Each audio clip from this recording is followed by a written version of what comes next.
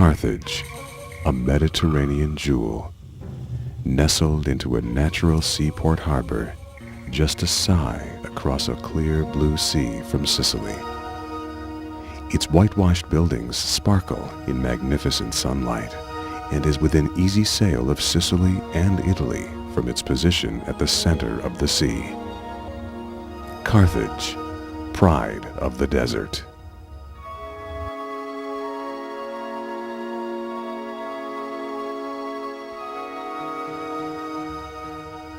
Its geographical position has opened Tunisia and Carthage up to many, many people.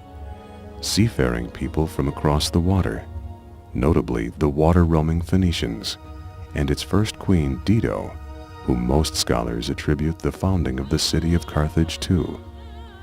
But it is equally tied to its North African roots, bordered by Algeria on the west, Libya on the east, and the mysterious, endless Sahara Desert to the south. Semi-nomadic Berbers moved through this Tunisian territory during prehistoric times, living in tribes, leaving behind only traces of bone and flint tools, weapons, rock carvings, and here and there chamber tombs, but no reliable records as to their activities or beliefs.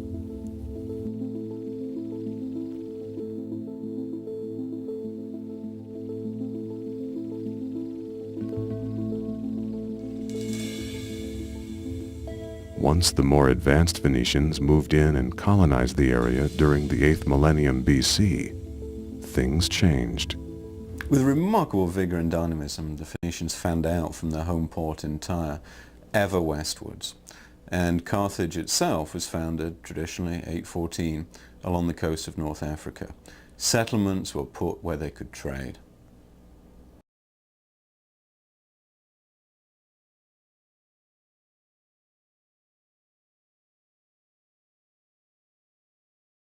The Phoenicians were people that lived in the eastern Mediterranean. They were Semitic people who eventually settled down along the coast of the eastern Mediterranean. And they apparently did not call themselves Phoenicians. The Poenica is a Greek name for them, and the Greeks referred to them this way. They apparently referred to themselves by whatever particular city or area they came from. They were tremendous sailors. They were not usually interested in settling or in expansion, but they were merchants. And they may have traded with southern India. They certainly traded throughout the Mediterranean. There's good evidence that they got as far as England. So they were very wide-ranging. In fact, just recently, they found a Phoenician trading vessel, about 2,500 years old, well preserved. It's in very deep water. It's about 3,000 feet down on the Mediterranean. It looks as if it may have been coming out of Carthage when it went down. And it's so deep they had to use the same recovery vessel as they used with the Titanic, the Odyssey. The Phoenicians, or Punics as the Greeks and Romans referred to them, gradually established a territorial rule over the area, which is now equal to that of modern Tunisia, and further into the western and central Mediterranean.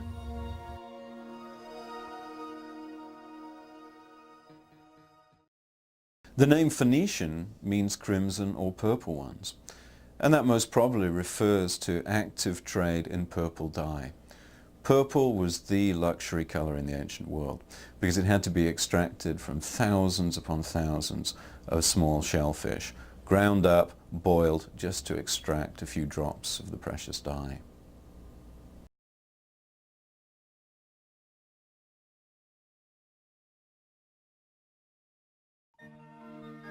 During the 5th century AD, as the Roman network broke down, it came under the rule of barbarian Christianized Vandals for a century before the Byzantine Emperor Justinian took the territory under the name of Constantinople. In the mid-7th century, with religious dissension racking Byzantine Tunisia, Islam moved in to change the look of the land from then on.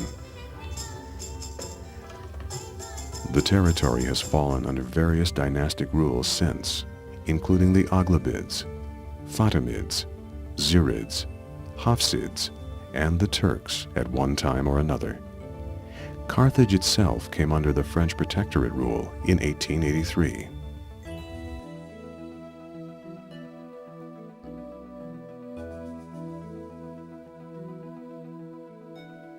Great French writer Gustave Flaubert visited the ancient city in 1858 and was deeply affected by the ancient ruins, which spurred him to write his novel Salammbô, which focuses on the period between the First and Second Punic Wars. Somewhere within the history of Carthage, a sense of historical preservation took over, and the Tunisian government, combined with the French Institute of Archaeological Art, became aware of the importance of safeguarding the ruins of Carthage.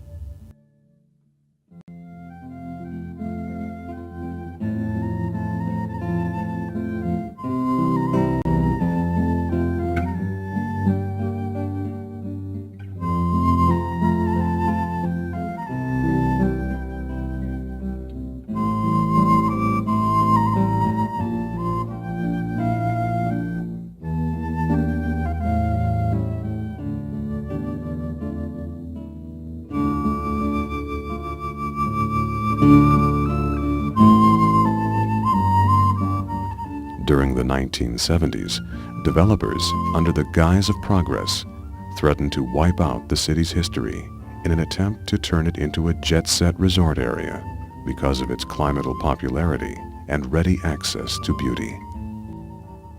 Archaeological teams from all over the world began their work, governmentally sanctioned and welcomed.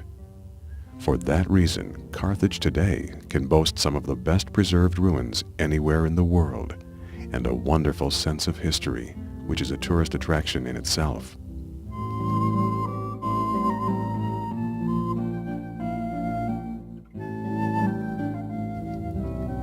The museum at Carthage houses that which modern history is all about, a recording of man's ancestors. Here, inside the museum, can be found wonderfully well-preserved artifacts, such as this watercraft, as well as the actual ropes found on the ship. The artisans of Carthage took a back seat to no one.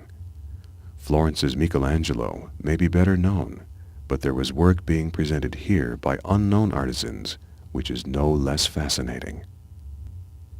Taken from the Bursa Hill, an infamous section of the city we will visit later, is Silenius, supported by 4 satyrs: Emperor Lucius Verus, Constantine II, Defum, Caesar, Faustina, wife of Marcus Aurelius and daughter of Antonius Pius, and 2 statues of the goddess of victory, Victoria. Artisans were often called upon, especially by the ruling classes, to give their patrons a beautiful appearance for the ages, if not for the crossing over in death. A common practice was to have the deceased's head's features set upon the body of their particular ruling god, such as in this case this emperor, possibly Caracalla, and who was particularly fond of the god Hercules, has taken his icon's body and encased his head in a lion skin helmet.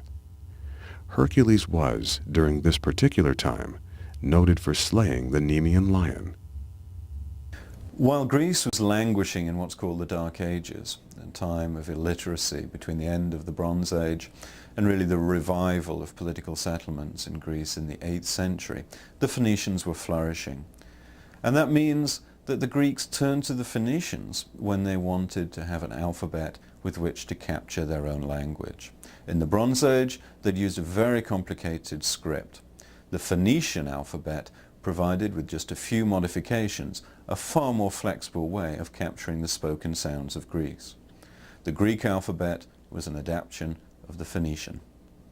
Carthage is of note for many reasons, not the least being that through its many incarnations, It has ranged from a cultural and major business trade center, a major port on the Mediterranean, to a hedonistic city of pleasure, major theatrical center under Greek influence, and the worship of pagan gods complete with human sacrifice, spoken of even in the Bible.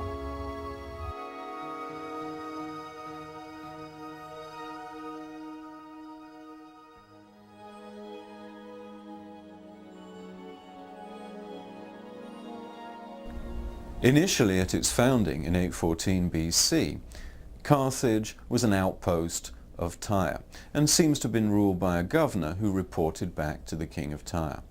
But very soon, as its prosperity and size grew, Carthage became independent and established its own constitution.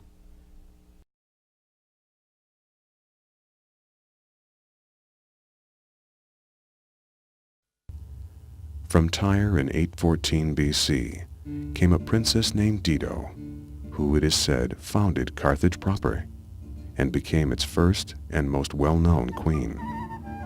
It was Dido who gave the city the name of Carthage, which means new city. It is also around Dido that wonderful stories have risen.